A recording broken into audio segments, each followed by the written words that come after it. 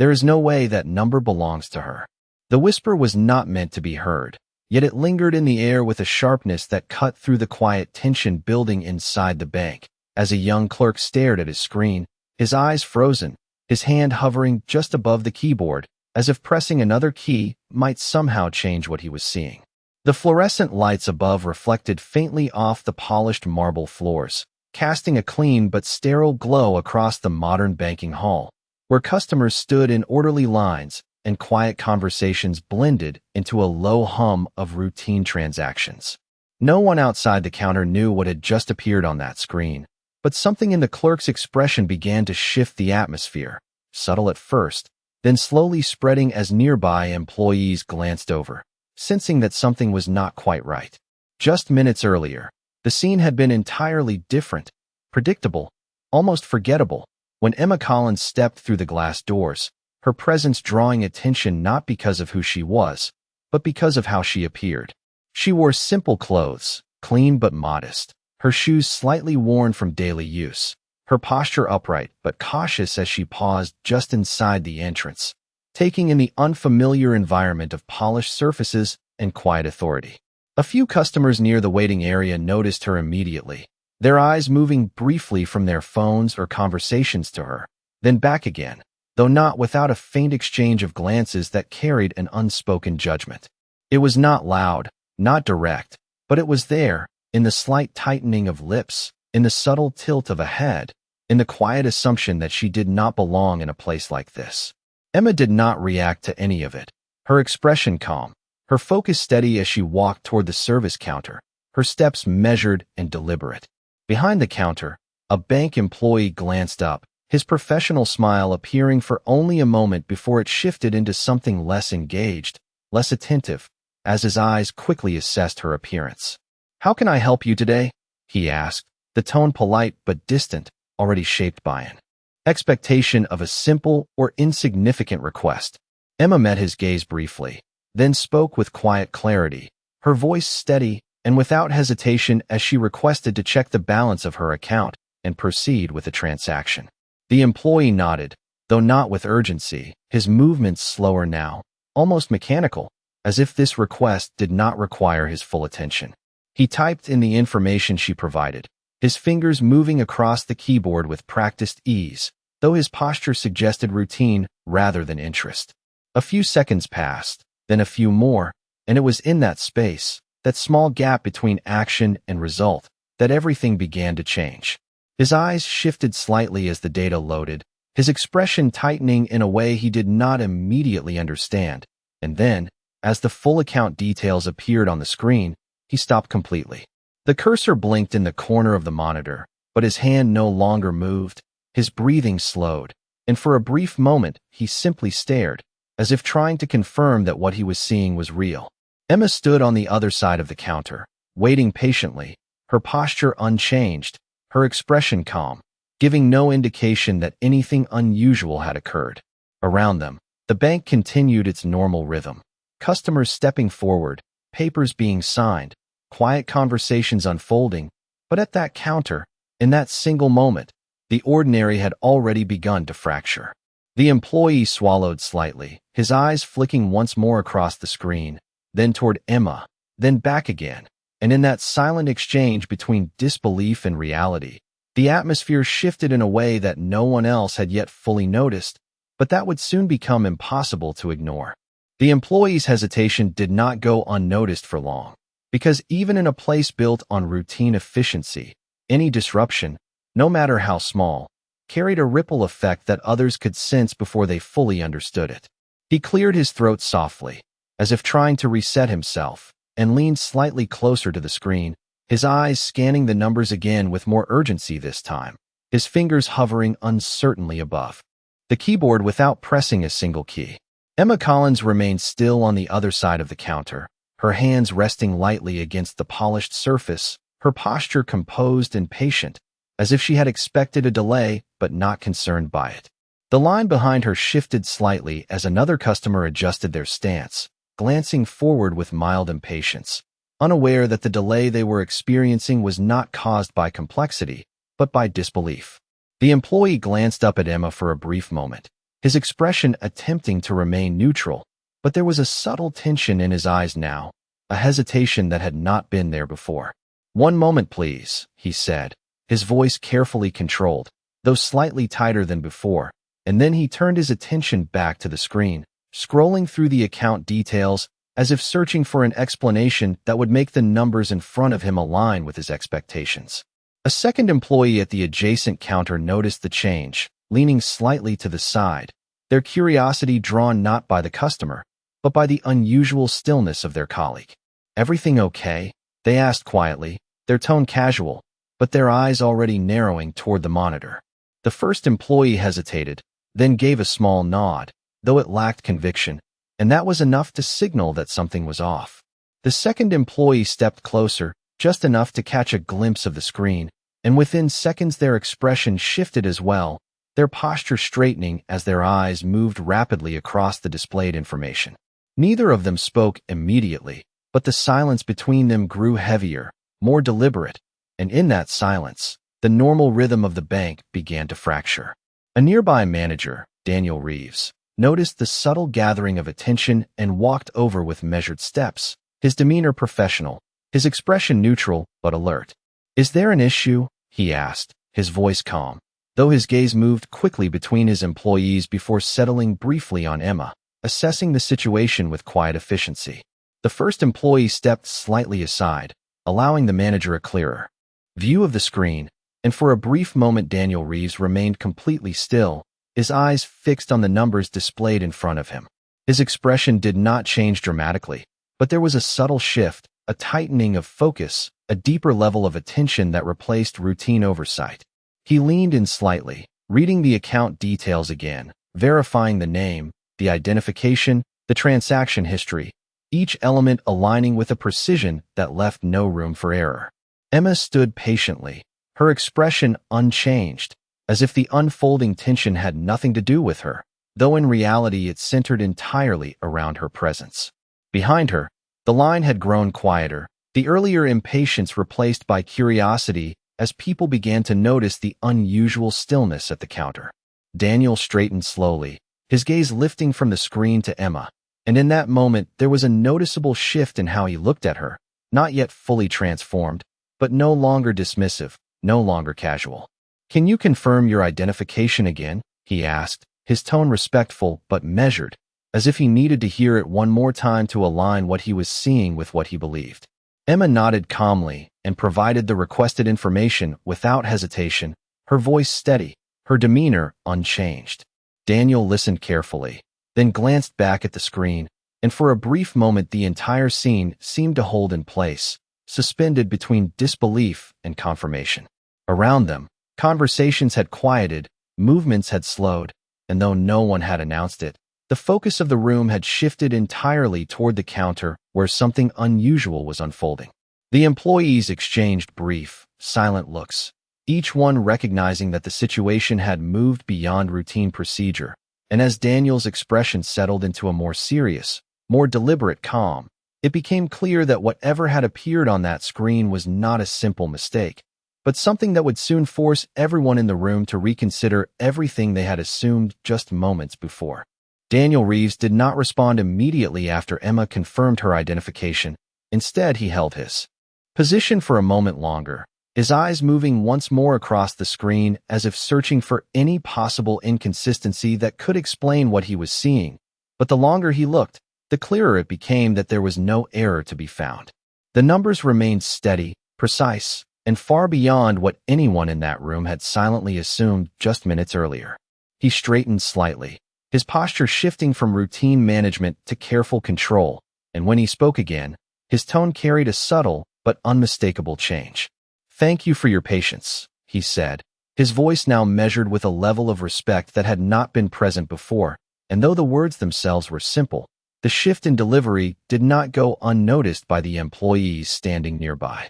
The first clerk stepped back slightly, his earlier hesitation now replaced by a quiet awareness that the situation had moved beyond his level of comfort, while the second employee lowered their gaze briefly, as if recognizing that their earlier curiosity had underestimated the importance of what they were witnessing.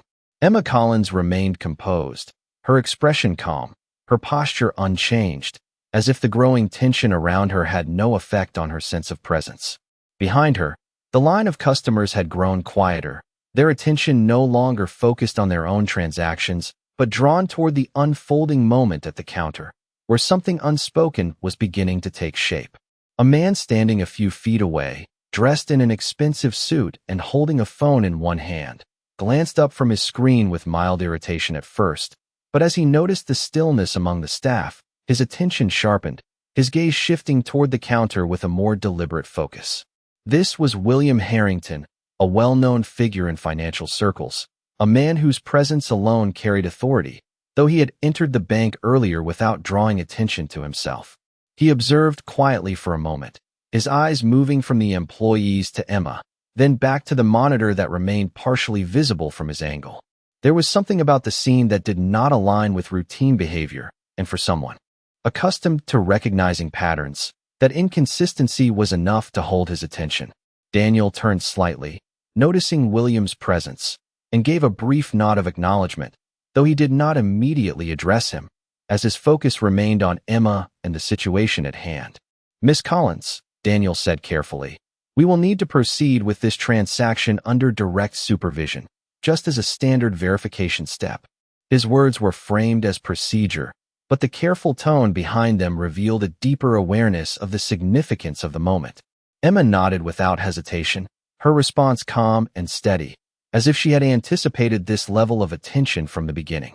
William stepped a little closer, not intrusively, but enough to observe more clearly, his expression neutral but attentive, as if he were piecing together the situation without needing an explanation. The employees began to move with more precision now, their actions no longer casual but deliberate, each step taken with heightened awareness, as if the room itself had shifted into a different level of importance.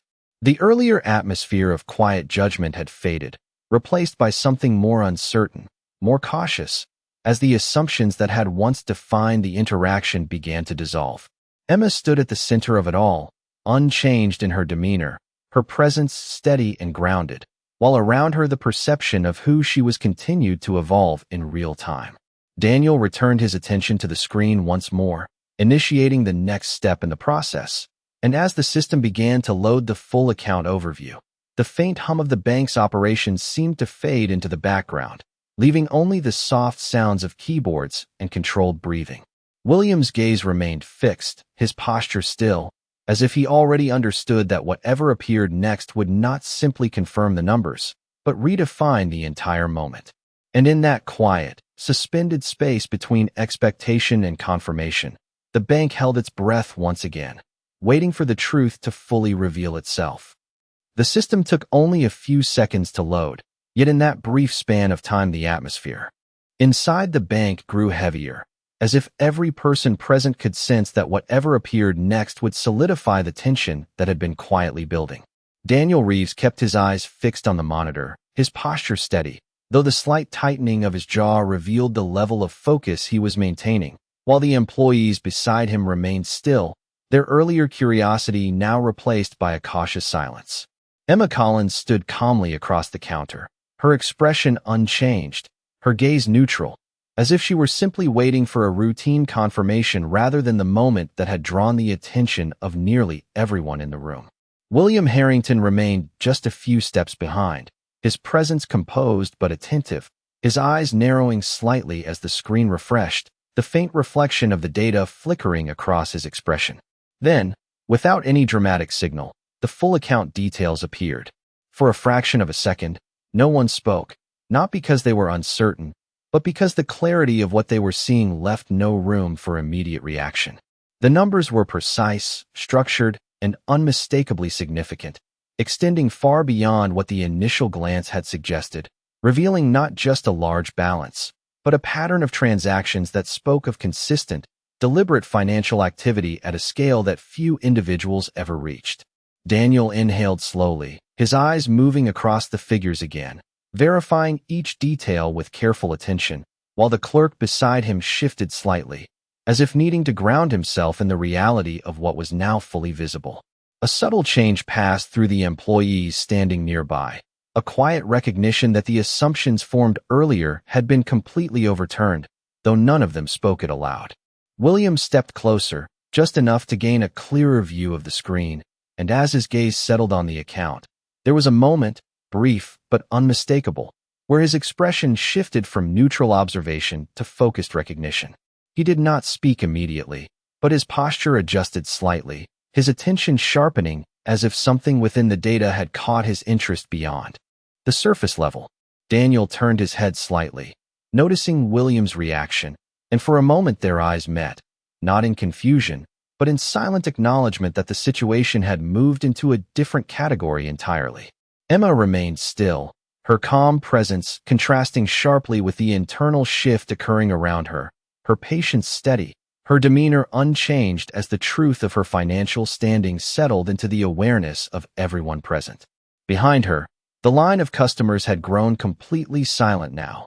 Conversations abandoned, movements paused, as the focus of the room centered entirely on the counter where the ordinary had given way to something far more significant.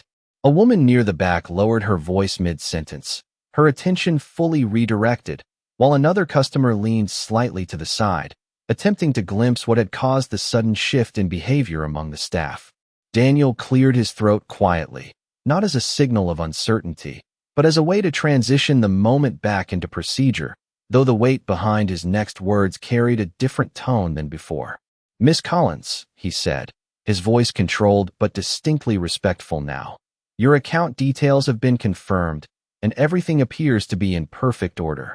The simplicity of the statement contrasted with the magnitude of what it represented, and though he did not elaborate, the change in his tone was enough to signal that the situation had transformed entirely. William's gaze remained steady, his attention no longer casual, as if he were beginning to connect pieces that extended beyond the immediate moment, while Emma gave a small, almost imperceptible nod, acknowledging the confirmation without reaction, as if the revelation meant nothing more to her than the completion of a routine step.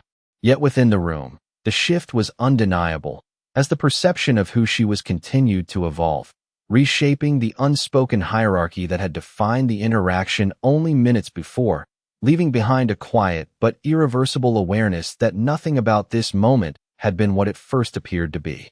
The confirmation settled into the room with a quiet weight that no one could ignore, not because of the words themselves, but because of everything they implied, and for a brief moment the entire space seemed to hold still, as if recalibrating to a new reality that had replaced the assumptions from just minutes earlier. Daniel Reeves maintained his composed posture, though his tone had shifted permanently, no longer carrying the detached professionalism of routine service, but a deliberate respect that reflected the significance of what had just been verified. The employees nearby adjusted their stance subtly, their earlier hesitation now replaced by a careful attentiveness, as if every movement needed to be precise, every gesture reconsidered. Emma Collins remained unchanged at the center of it all, her calm presence continuing to contrast with the shift around her, her hands resting lightly on the counter, her expression steady and neutral, as though the attention now directed toward her had no influence on her sense of self. William Harrington took another step closer, his gaze no longer simply observing but studying, his eyes moving from the screen to Emma and back again, as if confirming that the person standing before him aligned with the data he had just seen. There was a subtle recognition in his expression now, not fully formed, but present enough to suggest that this moment extended beyond a single transaction. "Miss Collins," he said, his voice measured and calm, carrying the quiet authority of someone accustomed to being heard. "I do not believe we have met before." The statement was simple, but the intent behind it was clear, not casual conversation, but a genuine acknowledgement of her presence. Emma turned her attention toward him, her gaze steady, and gave a small nod in response, neither intimidated nor overly engaged, maintaining the same composed demeanor she had held from the moment she entered the bank. Around them, the customers who had once whispered now remained completely silent, their earlier judgments replaced by a cautious awareness that they had misunderstood something fundamental. Daniel glanced briefly toward William, then back to Emma, as if ensuring that the situation remained structured despite the growing attention. "We can proceed with your requested transaction immediately." Daniel added, his tone respectful, almost deferential now, as he signaled to the clerk to prepare the next steps without delay. The clerk moved quickly, his earlier hesitation gone, replaced by a focused efficiency that carried a hint of urgency, as though correcting the imbalance of his initial reaction. Emma nodded once more, her movements controlled and unhurried. And as the process continued, the quiet transformation within the room became more pronounced, not through dramatic gestures, but through the absence of the earlier dismissiveness that had defined the space. William remained where he stood, his attention unwavering, as if the moment had captured his full interest in a way that few things did, while Emma's calm presence continued to anchor the scene, unaffected by the shift in perception around her. The bank, once filled with subtle judgment and quiet dismissal, now carried a different atmosphere entirely, one shaped by recognition, restraint, and an unspoken understanding that the balance of perception had shifted, leaving behind a silence that no longer carried doubt, but a growing respect that could not be undone. The process of completing the transaction moved forward with a level of precision that contrasted sharply with the earlier hesitation, each step handled with careful attention, as if the employees were now fully aware that every action carried weight. The clerk entered the necessary confirmations, his movements steady but noticeably more deliberate, while Daniel Reeves remained beside him, overseeing each detail with a composed focus that ensured nothing would be overlooked. Emma Collins stood quietly, her posture unchanged, her presence calm and grounded, as though the transformation in the room had no influence on her sense of direction. William Harrington did not step away, his attention remaining fixed on the interaction, his expression thoughtful as he observed not only the process, but the subtle dynamics unfolding between everyone involved. The surrounding customers continued to watch in silence, their earlier assumptions replaced by a cautious curiosity, as if they were trying to reconcile the image they had formed with the reality now in front of them. The quiet hum of the bank had shifted into something more subdued, conversations reduced to whispers or paused entirely, leaving the focus centered on the counter where the transaction was nearing completion. Daniel glanced briefly at the final confirmation screen, then gave a small nod to the clerk, signaling that everything was in order. "Your transaction has been successfully processed," he said, his voice steady, carrying a tone of respect that was now fully established, no longer influenced by initial impressions. Emma acknowledged the statement with a slight nod, her expression neutral, as if this outcome had always been expected, and in that calm response there was a quiet confidence that reinforced the shift in perception surrounding her. William took a measured step forward, closing the distance slightly, his presence now more directly engaged. "Miss Collins," he said, his tone calm, but carrying a deeper level of interest, "I would like to understand something, if you do not mind." His words were not intrusive, but they held a genuine curiosity that extended beyond casual conversation. Emma turned her attention toward him, her gaze steady, waiting for him to continue without offering immediate response. William paused briefly, as if choosing his words carefully, then continued. "It is rare to see an account structured in this way, particularly under circumstances that do not immediately reflect it." The statement was measured, not accusatory, but observational, acknowledging the contrast between appearance and reality that had defined the entire moment. Emma listened without interruption, her expression unchanged, and for a brief moment there was a silence between them that carried more meaning than words. Around them, the employees remained attentive but still, aware that the interaction had shifted beyond routine service into something more significant. Daniel maintained his position nearby, ensuring the environment remained professional, though his attention was clearly focused on the exchange.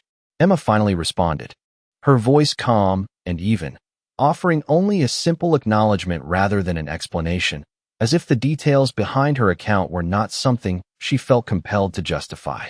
That quiet restraint added another layer to the moment, reinforcing the sense that her presence was defined not by external validation, but by an internal certainty that did not require elaboration. William studied her response, his expression thoughtful, as if recognizing that the most important aspects of the situation were not visible on any screen. The bank remained still around them, the earlier tension now replaced by a quieter, more reflective atmosphere, as the realization settled fully into the awareness of everyone present that the assumptions made at the beginning of the encounter had not only been incorrect, but fundamentally misplaced, leaving behind a shift in perception that extended beyond a single transaction and into something far more enduring. The silence that followed Emma's brief response did not feel empty, but rather full of unspoken understanding, as if the absence of explanation carried more weight than any detailed answer could have provided. William Harrington remained still for a moment, his gaze steady, not pressing further, but clearly processing the significance of what he had just witnessed, while around them the employees maintained their positions with quiet attentiveness, no longer uncertain, but aware that they were present in a moment that extended beyond routine interaction. Daniel Reeves adjusted his stance slightly, his posture remaining professional, though his expression reflected a deeper level of respect that had fully replaced his earlier neutrality. Emma Collins stood with the same calm composure, her presence steady, her attention no longer divided, as if the purpose of her visit had already been fulfilled and everything beyond that was simply an extension of circumstance. William finally gave a small nod, a subtle acknowledgement that required no additional words, and stepped back slightly, allowing the space to return to its intended function, though the atmosphere within it had already changed in a way that could not be reversed. "If there is anything further we can assist you with, please let us know," Daniel said, his tone measured and sincere, not out of obligation, but from a genuine shift in how he regarded her presence. Emma acknowledged him with a quiet nod, her expression unchanged, and for a brief moment her gaze moved across the room, not searching, not reactive, but simply aware of the environment that had transformed around her. The customers who had once observed with subtle judgment now avoided direct eye contact, their attention shifting away as if to distance themselves from the earlier assumptions they had silently carried. One man lowered his gaze toward his phone without unlocking it, while another adjusted his position in line, his posture reflecting a quiet discomfort that came from recognizing a misjudgment. The employees behind the counter moved with continued precision, though their earlier confidence had been replaced with a more thoughtful awareness, each action now measured not just by procedure, but by perception. Emma reached for the documents that had been prepared for her, her movements smooth and unhurried, as if the outcome of the interaction had never been in question. As she gathered her belongings, the space around her seemed to open slightly, not physically, but in the way people adjusted, creating a quiet path without needing to be asked. William observed this subtle shift, his expression thoughtful, as if noting not only the change in Emma's position within the room, but the broader shift in how others responded to her presence. Emma turned toward the exit, her steps steady, her posture unchanged from the moment she had entered, and as she moved across the polished floor, the attention of the room followed her, though no one spoke, no one interrupted, as if any attempt to do so would break the unspoken understanding that had settled into place. The glass doors reflected her image briefly as she approached, and as she stepped through them, the natural light from outside replaced the controlled brightness of the interior, marking a quiet transition from one space to another. Inside the bank, the stillness lingered for a moment longer, as if the room itself needed time to return to its normal rhythm, though the perception within it had already been altered in a way that would remain, carried not through words, but through the memory of a moment where appearance had been replaced by truth, and where that truth had spoken louder than anything anyone had expected. The glass doors closed softly behind Emma Collins, and for a moment the brightness of the outside world seemed to separate her completely from what had just occurred inside. Yet the impact of that moment did not remain contained within the walls she had left behind. Inside the bank, the silence lingered a few seconds longer before the natural rhythm of movement slowly began to return, though it carried a different tone now, quieter, more reflective, as if each person present had been forced to reconsider something they had previously taken for granted. Daniel Reeves exhaled subtly, his posture still composed, but his gaze remained directed toward the entrance for a brief moment, as though the significance of what had just happened required a final acknowledgement before he could fully return to his responsibilities. The employees behind the counter resumed their tasks, but their movements were no longer automatic, each action now grounded in a heightened awareness that extended beyond routine efficiency. The clerk who had first assisted Emma glanced once more at the monitor, not because he needed to verify the information again, but because the numbers he had seen had left a lasting impression, one that challenged his understanding of the connection between appearance and reality. William Harrington remained where he stood, his attention no longer fixed on the transaction itself, but on the broader implications of the encounter, his expression thoughtful as he processed the quiet confidence Emma had displayed throughout the entire interaction. He had encountered countless individuals in environments defined by wealth and influence, yet there was something distinct about the way Emma had carried herself, something that did not rely on recognition or validation, but existed independently of it. Daniel turned slightly toward William, their shared awareness evident in the brief exchange of glances that required no words, as both understood that the moment they had witnessed was not simply about financial status, but about perception and how easily it could be shaped by incomplete information. Around them, the customers who had once observed with subtle judgment now returned to their transactions, though their movements were more reserved, their expressions more thoughtful, as if each carried a quiet awareness of their own assumptions. A woman who had earlier whispered to a companion now remained silent, her gaze lowered, while a man who had stood with visible impatience now focused intently on his own paperwork, avoiding unnecessary attention. Outside, Emma walked steadily along the sidewalk, her pace unhurried, her expression calm, as if the experience she had just passed through had been nothing more than a routine step in her day. The city moved around her with its usual energy, cars passing, conversations blending into the ambient noise, yet her presence remained grounded, unaffected by the shift in perception she had left behind.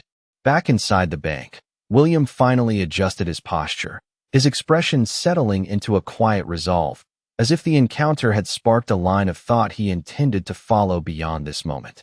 Daniel returned to his duties, though the precision of his actions carried a renewed sense of purpose, as if the lesson embedded within the interaction had already begun to influence the way he approached his role. The environment gradually returned to its structured rhythm, but beneath that surface, something had changed, not in the systems or procedures, but in the awareness of those who had witnessed the quiet reversal that had unfolded, leaving behind a subtle but lasting reminder that value was not always visible, and that certainty built on assumption could dissolve in an instant when faced with truth. The day continued as it always did, with the steady rhythm of the city moving forward without pause.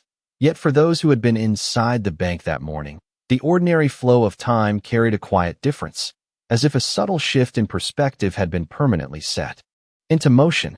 William Harrington stepped outside a few minutes later, the glass doors closing behind him as he adjusted his jacket slightly, his gaze scanning the street not with distraction, but with intention, as if searching for the presence that had already moved beyond his immediate view. He spotted Emma Collins at a distance, walking calmly along the sidewalk, her pace steady, her posture unchanged, blending into the movement of the city without drawing attention to herself, yet impossible to overlook once truly seen. He did not call out to her, nor did he rush to close the distance. Instead, he remained where he was for a moment, observing with a thoughtful expression that reflected more than simple curiosity.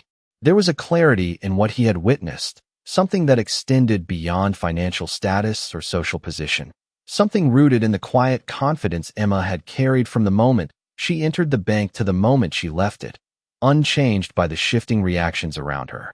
Inside the bank, Daniel Reeves continued his work with a renewed awareness, his interactions measured not only by policy, but by a deeper understanding of the responsibility carried in every first impression, while the employees around him moved with a similar shift in mindset, their earlier assumptions replaced by a more careful attention to each individual who approached the counter. The memory of the moment remained present, not as a disruption, but as a lesson, quietly influencing behavior in ways that did not need to be spoken. Outside, Emma reached a corner and paused briefly as the pedestrian signal changed, her gaze steady, her expression calm, as if her focus remained directed towards something beyond the immediate moment. She adjusted the strap of her bag slightly and continued forward when the signal allowed, her movement smooth and unhurried, her presence grounded in a way that did not rely on recognition or acknowledgement. William watched for a moment longer, then gave a small nod to himself, as if confirming a thought that had already formed, before turning in the opposite direction, carrying with him a perspective that had been subtly but definitively reshaped. The distance between them remained, not as a missed connection, but as a quiet acknowledgement that not every encounter required continuation to hold meaning. The city moved on, the bank returned to its routine, and the individuals who had witnessed the moment carried it forward in their own way, each shaped by the realization that value could exist without display, and that the most significant truths often revealed themselves not through words or appearances, but through the quiet consistency of who someone was when nothing around them seemed to recognize it. And in that understanding, the moment found its conclusion, not in a dramatic ending, but in a lasting shift, where perception had been challenged, assumptions had been replaced, and respect had emerged not because it was demanded, but because it had been undeniably earned.